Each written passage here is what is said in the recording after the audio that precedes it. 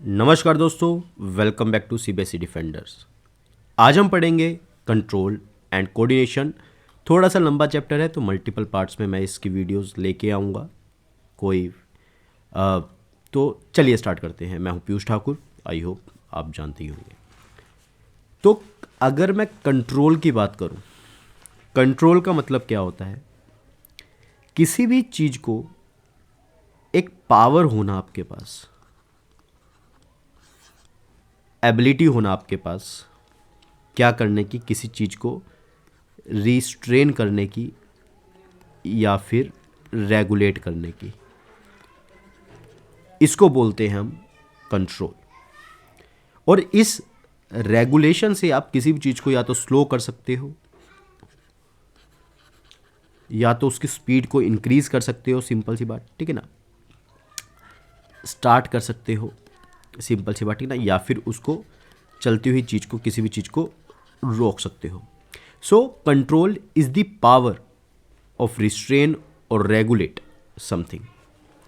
और कोऑर्डिनेशन का मतलब क्या है बायोलॉजी के कंसेप्ट में? इसका मतलब है कि टू और मोर ऑर्गन्स वर्किंग टुगेदर। जब दो या दो से ज़्यादा ऑर्गन्स एक दूसरे के साथ वर्क कर रहे हैं, उसको बोलते हैं कोऑर्डिनेशन। तो control and coordination 10th class के अंदर हमें कैसे पढ़ना है? पहली बात तो इस बात को समझिए कि हमें कंट्रोल एंड कोऑर्डिनेशन की ज़रूरत क्यों पड़ी। तो क्वेश्चन यहाँ से ये डेवलप है कि generally why we need control and coordination. हमें कंट्रोल एंड कोऑर्डिनेशन की ज़रूरत क्यों पड़ी? तो अगर आपको आंसर देना हो 2 नंबर के अकॉर्डिंग, तो आप ये 4 पॉइंट्स को बता सकते हो। सबसे पहले, अगर आपका कंट्रोल एंड कोऑर्डिनेशन बढ़िया है तो जनरली आपको अपने सराउंडिंग की क्या होगी, अवेयरनेस होगी। सेकंड थिंग इज दैट कि आपको अपने सर्वाइवल के लिए कंट्रोल एंड कोऑर्डिनेशन जरूरी है।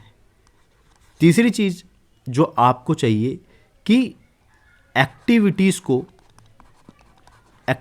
को परफॉर्म करने के लिए और एफिशिएंटली परफॉर्म करने के लिए आपको कंट्रोल एंड कोऑर्डिनेशन की बड़ी ज़रूरत है।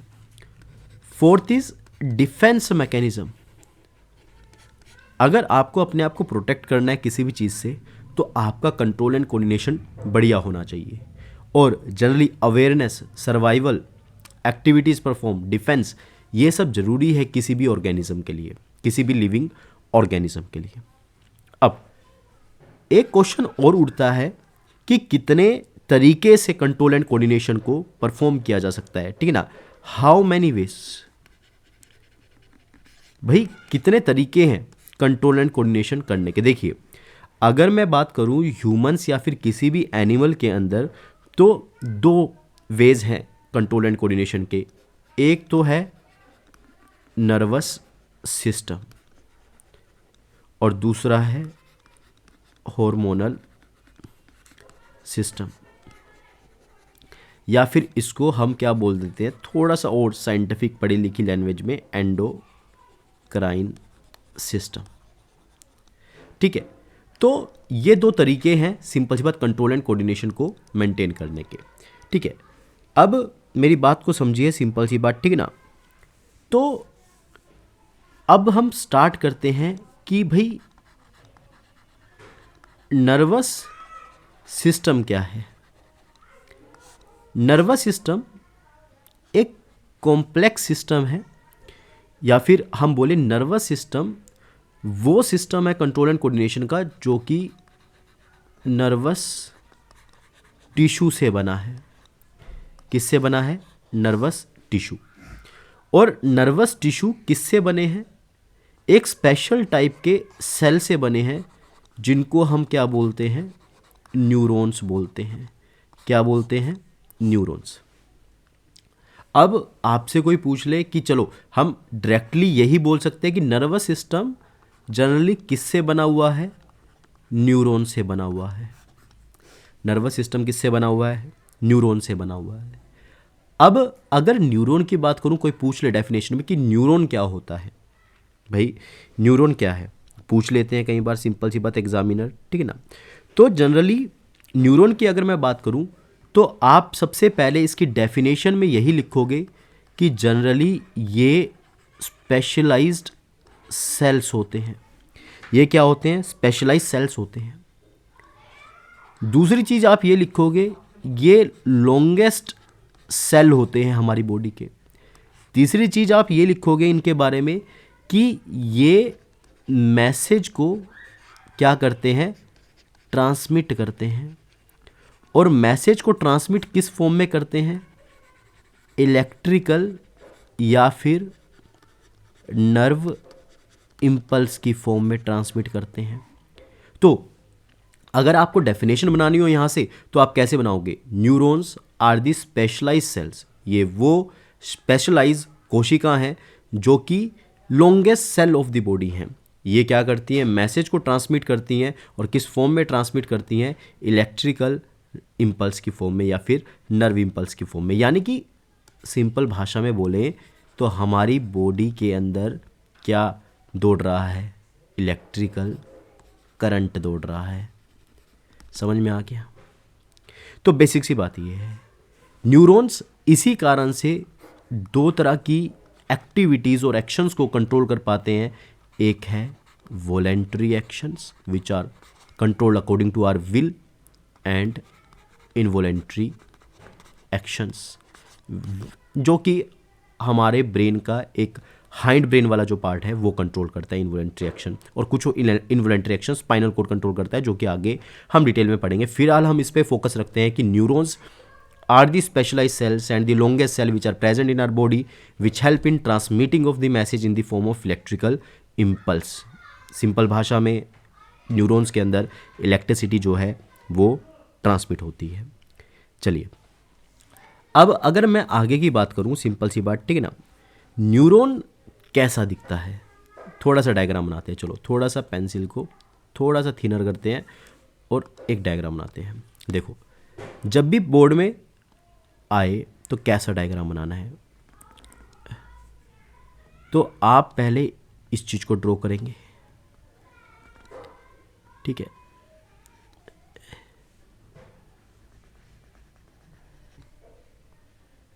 थोड़ा सा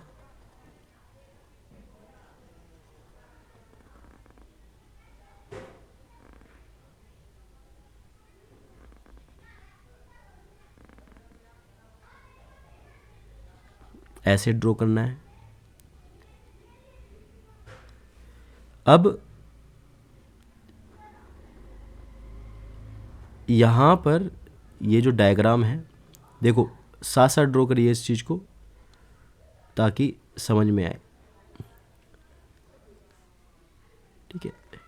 पेंसिल से और अच्छे तरीके से ड्रॉ होगा, ठीक है। और सेंटर में देखो, अब लेबलिंग स्टार्ट करते हैं। ये जो आपको ब्रांचेस लाइक स्ट्रक्चर दिख रहे हैं, इनको बोलते हैं डेंड्राइट। इनको क्या बोलते हैं? डेंड्राइट। अब इन डेंड्राइट्स के अंदर क्या होता है? छोटे छोटे डॉट बनाते हैं। ये जो डॉट दिख रहे हैं आपको, ये है निसल्स ग्रैन्यूल, ठीक है। थोड़े थोड़े बना देते हैं। इनका बहुत इंपॉर्टेंट काम होता है, यहाँ पे इधर भी बना ही देते हैं, ठीक है, ताकि आपको बाद में दिक्कत ना हो, ठीक है। अब इनके ऊपर भी क्या होते हैं? एक सेल बना देते हैं,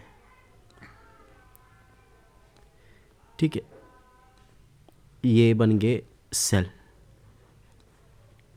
चलिए इनमें बना देते हैं न्यूक्लियस। अब मेरी बात को समझिए, इसमें एक और स्ट्रक्चर बनेगा, उसको थोड़ा सा अलग पेन से बनाते हैं। ये देखिए,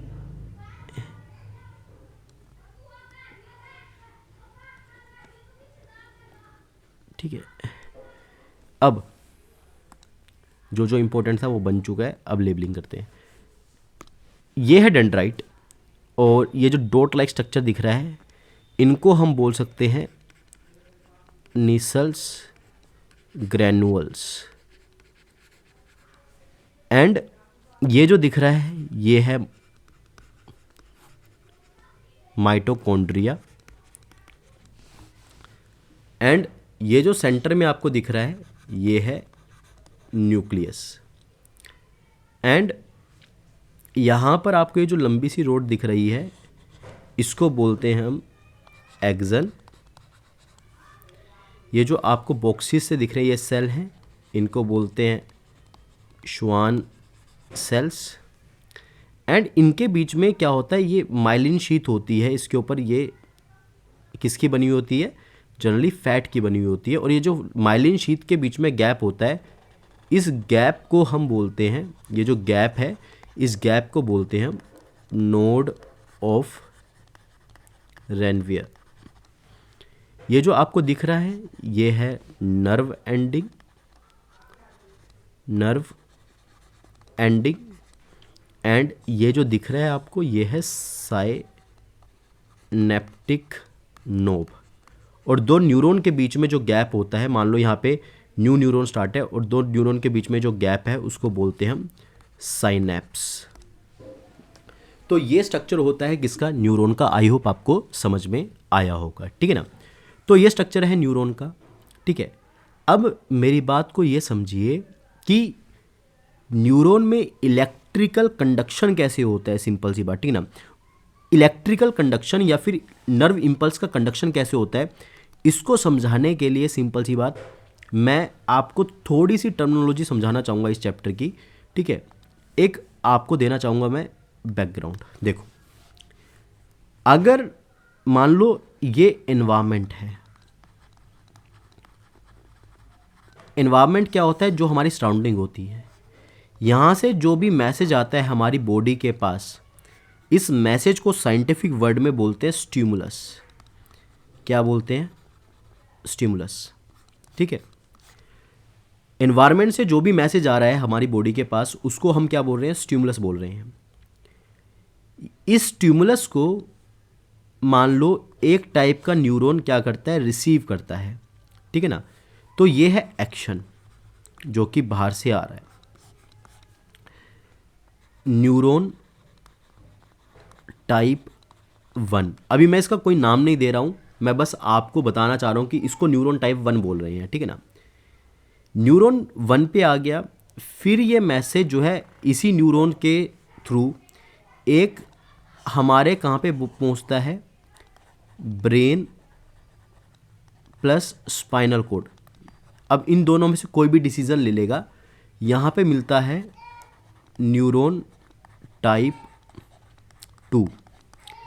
इन्होंने मैसेज भेज दिया, मतलब कि डिसीजन ले लिया मैसेज को देख के, ये जनरली हमारी बॉडी के अंदर सर्कुलेट होगा, वापस जाएगा किससे, न्यूरॉन टाइप 3 से। एंड ये पहुंचेगा कहाँ पे, एक ऑर्गन पे। इस ऑर्गन को हम क्या बोलते हैं, सिंपल सी बात, ठीक है, इस ऑर्गन को बोलते हैं, ठीक है ना, इफेक्टर ऑर्गन। इसको हम क्या बोलते हैं, इफेक्टर ऑर्गन। यह ये जो न्यूरॉन टाइप 1 है वो कहाँ पे होता है, सेंसरी ऑर्गन। और सेंसरी ऑर्गन पर ही होते हैं हमारे क्या, रिसेप्टर। सिंपल सी बात, ठीक है। इफेक्टर ऑर्गन इस एक्शन का क्या देता है, रिस्पॉन्स देता है। क्या देता है, रिस्पॉन्स। समझ में आ गया। तो स्टिमुलस वो बाहर से आया हुआ एक्शन है जो कि रिसेप्टर रिसीव करेगा। रिसेप्टर के ऊपर, रिसेप्टर कहाँ पे होते हैं, हमारे सेंसरी ऑर्गन पे होते हैं। और यानी कि इन न्यूरॉन का नाम होगा सेंसरी न्यूरॉन। सेंसरी न्यूरॉन, ये सेंसरी न्यूरॉन इस एक्शन की इंफॉर्मेशन को भेजेंगे ब्रेन एंड स्पाइनल कोड के पास। और फिर ब्रेन और स्पाइनल कोड क्या करेंगे, इस पर डिसीजन लेंगे। और डिसीजन लेने के बाद सिंपल सी बात, ठीक है ना, वो भेजेंगे तीसरे टाइप के न्यूरॉन के पास। अब देखो इन दोनों न्यूरॉन के बीच में एक और न्यूरॉन है, इसी कारण से इनका नाम पड़ा इंटर न्यूरॉन। तो टाइप 2 न्यूरॉन कौन सा है? इंटर न्यूरॉन है। और इंटर न्यूरॉन जो कि ब्रेन और स्पाइनल कॉर्ड में है, जिन्होंने डिसीजन ले चुका है कि हमें क्या इसका रिएक्शन देना है, तो ये मैसेज जाएगा आगे इफेक्टर ऑर्गन पे और लेकर, क्योंकि लेकर अगर आपको कहीं पर भी जाना होता है तो आप कौन सी एक्टिवा लेते हो? काली एक्टिवा, आजकल सॉन्ग भी चल रहा है। तो बेसिक सी बात क्या है कि न्यूरॉन टाइप और एक्टिवा किससे चलती है? मोटर से, सिंपल सी बात, ठीक है ना। तो तीसरे टाइप का न्यूरॉन जो है उसका नाम क्या होगा? मोटर न्यूरॉन होगा। क्या होगा? मोटर न्यूरॉन होगा, सिंपल सी बात, ठीक है ना। तो जनरली 3 तरह के न्यूरॉन होते हैं, sensory neuron, inter neuron, motor neuron, simple सी बात, ठीक है ना। तो यहाँ से टर्मिनोलॉजी समझो कि जनरली सबसे पहली बात तो ये समझो स्टिमुलस क्या होता है। एनवायरनमेंट से जनरेट हुआ एक्शन ही स्टिमुलस होता है। इस स्टिमुलस को रिसीव करने के लिए रिसेप्टर है हमारे पास, एंड जनरली ये रिसेप्टर हमारे सेंस ऑर्गन पे होते हैं, और सेंस ऑर्गन पे होते हैं सेंसरी न्यूरॉन। ये इन्फॉर्मेशन हमारे ब्रेन और स्पाइनल कोड तक लेके जाते हैं, and brain and spinal cord बनता है हमारे इंटर न्यूरॉन से। जब ये डिसीजन ले लिया जाता है तो जनरली इस मैसेज को इफेक्टर ऑर्गन तक पहुंचाना जरूरी है, ताकि हम रिस्पॉन्स जनरेट कर सकें, ताकि एक्शन का रिएक्शन दे सकें according to Newton third law. और इसी कारण से हमें जरूरत पड़ती है किसकी? मोटर न्यूरॉन की, सिंपल सी बात, ठीक है ना। तो आई होप आपको समझ में आया होगा कि जनरली स्टिमुलस क्या होता है, रिस्पॉन्स क्या होता है, रिसेप्टर क्या होता है जो कि इंफॉर्मेशन को रिसीव करता है, और इफेक्टर ऑर्गन क्या होता है जो जनरली जवाब देता है, सिंपल सी बात, ठीक है ना। यही चीज़ थी जो मैं आपको सिखाना चाह रहा था, ठीक है ना। तो ये चीज़ है, सिंपल सी बात, ठीक है ना। अगर हम बात करें तो देखो अभी मैंने ऊपर क्या बताया आपको कि जनरली न्यूरॉन के पार्ट्स, सिंपल सी बात, ठीक है ना। अब मैंने यहाँ पे आपको क्या बताया कि कुछ बेसिक टर्मिनोलॉजी, स्टिमुलस किसे बोलते हैं, सेंसी न्यूरॉन क्या होता है, इंटर न्यूरॉन क्या होता है, ठीक है ना, मोटर न्यूरॉन क्या होता है, इफेक्टर ऑर्गन क्या होता है, रिस्पॉन्स क्या होता है। अब ये जो मैसेज है वो एक न्यूरॉन में, एक न्यूरॉन से दूसरे न्यूरॉन, और इनफैक्ट एक न्यूरॉन में ये मैसेज कैसे ट्रैवल हो रहा है, इसको बोलते हैं conduction of nerve impulse in neuron. तो क्या बोलते हैं? Conduction of nerve impulse in neuron. तो कंडक्शन ऑफ नर्व इंपल्स, एक तो ये टॉपिक बड़ा इंपॉर्टेंट है, दूसरा बड़ा कॉम्प्लेक्स टॉपिक है। इसको मैं बड़ा सिंप्लीफाई करके समझाऊंगा कि जनरली कंडक्शन कैसी होती है न्यूरॉन के अंदर। मेरी बात को समझो, ठीक है ना। मान लो एनवायरनमेंट से क्या जनरेट हुआ? स्टिमुलस। क्या जनरेट हुआ? स्टिमुलस, सिंपल सी बात, ठीक है ना। जैसे कि स्टिमुलस जनरेट हुआ, ये स्टिमुलस कहाँ पे जाएगा? सिंपल सी बात, ये जाएगा डेंड्राइट के पास। डेंड्राइट, ऊपर याद है ना, डेंड्राइट हमने किसको बोला था? वो जो पेड़ों की जनरली जो ब्रांचेस दिख रही थी आपको, ठीक है ना, उनको डेंड्राइट बोला। उन डेंड्राइट के अंदर याद करो कि मैंने लेबल किया था निसल्स ग्रैनुअल। मैंने क्या लेबल किया था? निसल्स ग्रैनुअल, ठीक है ना। निसल ग्रैनुअल लेबल किया था, सिंपल सी बात। अब निसल्स ग्रैनुअल का काम क्या होता है? ये क्या जनरेट करता है? Neuro transmitter. क्या बनाता है? Neuro transmitter. एक तरह का ये प्रोटीन है, सिंपल सी बात, एंजाइम है, या फिर इसको बोलते हैं एसिटाइल कोलिन। एक तरह का न्यूरो ट्रांसमीटर होता है जो कि जनरेट होता है। ये न्यूरो ट्रांसमीटर याद करो मैंने लेबल किया था उसके अंदर, जनरली उसको मैंने क्या बोला था? माइटोकॉन्ड्रिया। ये न्यूरो ट्रांसमीटर कहाँ पे जाता है? माइटोकॉन्ड्रिया पे जाता है। और माइटोकॉन्ड्रिया क्या जनरेट करता है? एटीपी। एटीपी की फुल फॉर्म क्या होती है? Adenosine triphosphate. Adenosine triphosphate. ये ATP is the power, simple बात है ना, ये एनर्जी करेंसी ऑफ मॉलिक्यूल है, इसी कारण से माइटोकॉन्ड्रिया को पावर हाउस ऑफ सेल बोलते हैं। ये एटीपी कहाँ पे जाएगा? एक्सोनल मेम्ब्रेन पे जाएगा। याद करो एक्सोन को लेबल किया था ना, उसकी एक मेम्ब्रेन होगी, वहाँ पे जाएगा एक्सोनल मेम्ब्रेन। इस एक्सोनल मेम्ब्रेन पे देखने को मिलते हैं क्या? Sodium potassium pump. इन सोडियम पोटेशियम पंप को ये क्या करता है? एक्टिवेट करता है। जब ये सोडियम पोटेशियम पंप को एक्टिवेट करता है तो एक चीज जनरेट होती है इसके अंदर, उसको हम क्या बोलते हैं, potential difference between the membrane. देखो फिजिक्स की लैंग्वेज में तो इसको पोटेंशियल डिफरेंस बोल दिया, लेकिन बायो की लैंग्वेज में इसको बोलते हैं एक्शन पोटेंशियल। अगर आपको एक्शन पोटेंशियल याद रहे, पोटेंशियल डिफरेंस लिख देना, कोई दिक्कत नहीं है, ठीक है ना। और जब भी आपने पढ़ा है फिजिक्स के अंदर इलेक्ट्रिसिटी के चैप्टर में, अगर किसी भी सेल के अंदर पोटेंशियल डिफरेंस होगा तो उसमें क्या करेंगे, इलेक्ट्रॉन ट्रांसपोर्ट करेंगे। और जब भी इलेक्ट्रॉन ट्रांसपोर्ट करेंगे, सिंपल सी बात क्या है, तो क्या जनरेट होगा, इलेक्ट्रिकल करंट। और ये इलेक्ट्रिकल करंट बहुत कम टाइम में, सिंपल बात है ना, तो इसको जनरेट होने के लिए टाइम क्या लग रहा है, कम। अगर कोई भी चीज़ बहुत कम समय में जनरेट होती है और बहुत ज़्यादा क्वांटिटी में जनरेट होती है तो उसको हम क्या बोलते हैं, इम्पल्स बोलते हैं। तो बस ऊपर लगा देना है आपने क्या, इलेक्ट्रिक इम्पल्स। और इलेक्ट्रिक इम्पल्स सिंपल सी बात कहाँ पे जनरेट हो रही है, न्यूरॉन में। इसी कारण से हम इसको क्या बोल सकते हैं, नर्व इम्पल्स भी बोल सकते हैं। तो जनरली इलेक्ट्रिक इम्पल्स जनरली क्या है कि, या फिर नर्व इम्पल्स, आप कुछ भी बोल लो, बात सेम ही है। ये नर्व इम्पल्स पूरी एक्सन मेम्ब्रेन में क्या करेगा, ट्रैवल करेगा, यानी कि इलेक्ट्रिसिटी मैसेज जो है इलेक्ट्रिकल फॉर्म में ट्रैवल करेगा और आखिरी में पहुंचेगा ये कहाँ पर, नर्व एंडिंग पर। कहाँ पे पहुंचेगा ये, नर्व एंडिंग पर।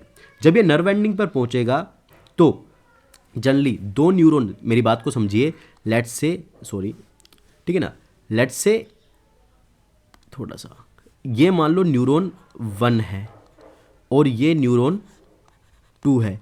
न्यूरॉन 1 और न्यूरॉन 2 के बीच में गैप है, इस गैप को बोलते हैं साइनेप्स। इस गैप को क्या बोलते हैं, साइनेप्स, ठीक है ना। अगर मान लो आपके घर में एक, मान लो ये आपका घर है, ठीक है ना, भगवान ऐसा अगर किसी को ना दे, ड्राइंग खराब है मेरी, ठीक है। और यहाँ पे मान लो कि बिजली का खंभा लगा हुआ है, ठीक है, यहाँ से एक वायर जा रही है, आपके घर में आ रही है, ठीक है। अगर मान लो कोई ट्रक वाला इस वायर को क्या करे, तोड़ दे, ठीक है ना, लेट्स से ऐसे, क्या बिजली आती रहेगी, क्या नहीं आएगी, सिंपल सी बात है ना। वैसे ही न्यूरॉन्स को मान लो आपके क्या है कि तारे हैं, उनके बीच में गैप है, तो जनरली कंटिन्यूसली बिजली जो है क्या है कि ट्रांसमिट नहीं होती, सिंपल सी बात है ना। तो बीच में जो गैप है, इसमें आपके मैसेज को ट्रांसफ़र करने के लिए हमें क्या लगता है ना, न्यूरोट्रांसमीटर। तो जनरली नर्व एंडिंग पे जाके फिर से ये जो इलेक्ट्रिसिटी होती है, सिंपल सी बात है ना, इलेक्ट्रिक इम्पल्स होता है, ये किसको एक्टिवेट करता है, ये एक्टिवेट करता है नीसल्स ग्रैनुअल्स को। किसको एक्टिवेट करता है, नीसल्स ग्रैनुअल को। नीसल्स ग्रैनुअल दोबारा से क्या बनाते हैं, न्यूरो ट्रांसमीटर। दोबारा से क्या बनाते हैं, न्यूरो ट्रांसमीटर। और न्यूरो ट्रांसमीटर को पैक किया जाता है किसके अंदर, वेसाइकल्स के अंदर। किस में पैक किया जाता है, वेसाइकल्स में पैक किया जाता है। और जनरली ये जाते हैं किसके ऊपर, अनदर न्यूरॉन के ऊपर। किसके ऊपर जाते हैं, अनदर न्यूरॉन के ऊपर। और फिर से दोबारा से सिंपल सी बात क्या है, यही प्रोसीजर जो है वो स्टार्ट हो जाता है कि जनरली न्यूरोट्रांसमीटर गया कहाँ पे, डेंड्राइट पर। डेंड्राइट में थे नीसल ग्रैनुअल, नीसल ग्रैनुअल ने रिलीज़ किया न्यूरोट्रांसमीटर, न्यूरोट्रांसमीटर ने एक्टिवेट किया माइटोकॉन्ड्रिया को, माइटोकॉन्ड्रिया ने एटीपी जनरेट किया। और एटीपी जब जनरेट हुआ तो वो एक्सोनल मेम्ब्रेन पे पहुंचा और वहाँ पे सोडियम पोटेशियम पंप एक्टिवेट हुए, जिस कारण से पोटेंशियल डिफरेंस या फिर एक्शन पोटेंशियल जनरेट हुआ और जिस कारण से इलेक्ट्रिकल करंट जो है जनरेट हुआ किसके अंदर, एक्सन के अंदर। क्योंकि इलेक्ट्रिकल करंट जो है बहुत कम समय में जनरेट हुआ, इसी कारण से उसको बोलते हैं इलेक्ट्रिक इम्पल्स। और ये इलेक्ट्रिक इम्पल्स क्योंकि न्यूरॉन में जनरेट हुआ और न्यूरॉन को हम नर्व भी बोलते हैं, इसी कारण से इसको बोलते हैं हम नर्व इम्पल्स। और ये नर्व इम्पल्स नर्व एंडिंग पे जाएगा और वहाँ पे जाके दोबारा से एक्टिवेट करेगा किसको, नीसल ग्रैनुअल को। और नीसल ग्रैनुअल दोबारा से रिलीज करेंगे न्यूरोट्रांसमीटर और न्यूरोट्रांसमीटर को वेसाइकल में पैक करके दोबारा से दूसरे न्यूरॉन पे भेज दिया जाएगा। और ऐसे करते करते जो मैसेज है वो एक न्यूरॉन और फिर एक न्यूरॉन से दूसरे न्यूरॉन के अंदर ट्रांसमिट होता है। This process is known as conduction of nerve impulse. I hope आपको समझ में आया होगा कि एक न्यूरॉन के अंदर जो मैसेज है या फिर एक न्यूरॉन से दूसरे न्यूरॉन के अंदर मैसेज जो है कैसे ट्रांसफ़र जो है करता है।